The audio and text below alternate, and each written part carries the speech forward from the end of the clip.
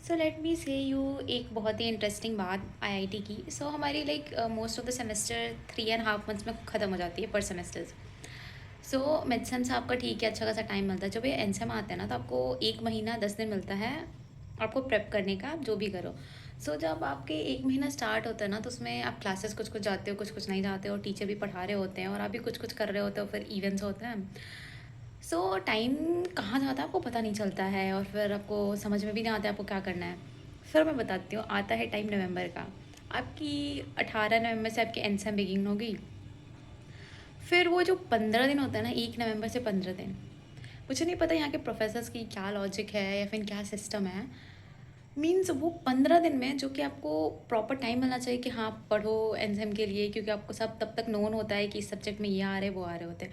लेकिन नहीं, हमें क्या करना होता है, हमें उन 10 से 15 दिन में 5 सब्जेक्ट्स की क्लास टेस्ट, असाइनमेंट, लैब्स के एग्ज़ाम, हार्डवेयर के एग्ज़ाम, वाइवा, ये सारे 15 दिन में करा देते हैं। मतलब मैं बता रही हूँ, मेरा 3 से शुरू हुआ था असाइनमेंट सबमिट होना।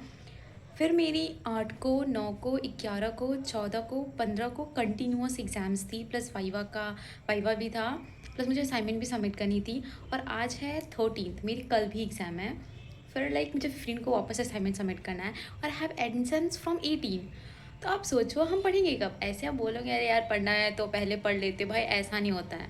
एंड मोमेंट में ही अपन लोग पढ़ेंगे, लेकिन भाई कुछ आपको टाइम नहीं मिलेगा कि आप क्या करो क्या नहीं, क्योंकि आपको टाइम ही नहीं देता है कि आपको करना है क्या है। जब तक आप फिगर आउट करते हो तो आपको लगता है साला कितना चीज़ पीछे चल रहा है, कर क्या रहे थे, टाइम क्या आ गया।